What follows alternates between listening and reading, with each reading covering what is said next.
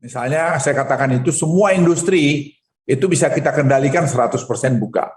Tapi traveling yang susah dikontrol, kita lakukan pengendalian di sana sini. Belajar kepada pengalaman kenaikan kasus di negara lain, tidak boleh mengendorkan langkah-langkah penguatan 3T, 3M, dan disiplin penggunaan peduli lindungi. Kejenuhan terlihat saat ini dalam penerapan protokol kesehatan harus dapat dihilangkan dengan adanya pengawasan dan enforcement yang lebih kuat terhadap peduli lindungi di berbagai sektor, terutama seiring disiplin masyarakat yang semakin berkurang terhadap pandemi COVID-19.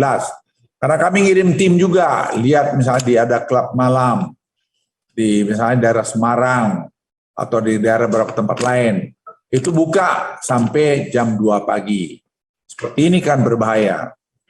Kembali saya ingin mengingatkan bahwa kita dapat menahan gelombang baru dengan terus mengendalikan jumlah kasus yang tambah per hari. Itu harus di bawah 2.700 kasus. Ini kita masih bersyukur hari ini rata-rata di bawah 1.000 dalam seminggu terakhir ini, tapi kita terus ke depan harus hati-hati. Ini semua terjadi karena penerapan protokol kesehatan yang ketat, 3M dan 3T yang tinggi. Dapat kami sampaikan juga bahwa Presiden kembali menekankan peduli lindungi menjadi salah satu alat untuk mengendalikan pandemi di tengah peningkatan mobilitas ini, dan harus terus masif dipromosikan serta digunakan.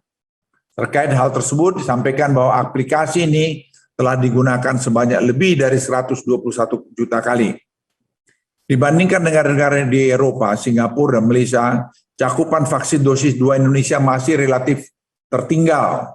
Namun relaksasi kegiatan dilakukan di Indonesia cukup banyak, meskipun diimbangi dengan protokol kesehatan yang ketat, dan 3M dan 3T yang tinggi. Dengan level kasus yang bisa kita pertahankan rendah, SDM yang kita miliki dapat diarahkan untuk mengejar pencapaian vaksinasi. Meskipun capaian vaksinasi Jawa Bali sudah di atas rata-rata nasional, capaian dosis 2 di Jawa Bali masih belum pada level yang aman, terutama untuk lansia. Teman-teman media dan seluruh masyarakat, mengenai penyusunan level yang dilakukan terhadap beberapa pelanggaran yang dilakukan oleh pihak pengelola tempat wisata dan restoran di dalam implementasi penggunaan peduli lindungi, kami melakukan identifikasi pada lapangan dan ditemukan hanya 1 orang atau perwakilan dari kelompok yang diharuskan untuk melakukan scanning QR code agar kapasitas tempat wisata itu tidak cepat penuh. Ini perlu diwaspadai karena kita jangan membohongi diri kita sendiri. Kemudian bar dan klub malam masih beroperasi tanpa memperhatikan protokol kesehatan yang ada. Di beberapa bar diperbolehkan para pengunjung untuk mengambil gambar dan video, tidak boleh, supaya jangan ketahuan begitu. Di Bali misalnya kelihatan banyak sekali.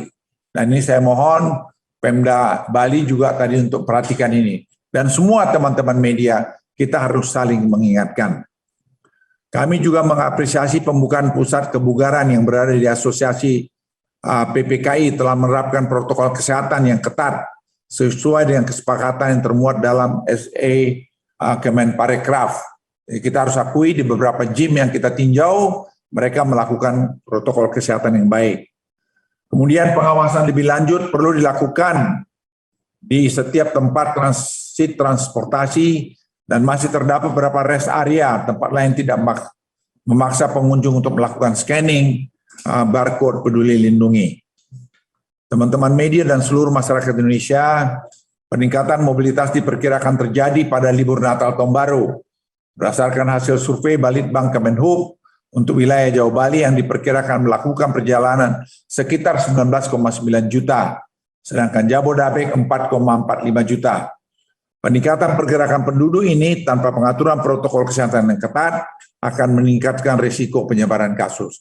Jadi apapun strategi yang kami lakukan, tetap kita itu di samping tadi vaksinasi, yang lain-lain, tapi membatasi pergerakan itu juga tetap kita buat di dalam beberapa tempat-tempat tertentu.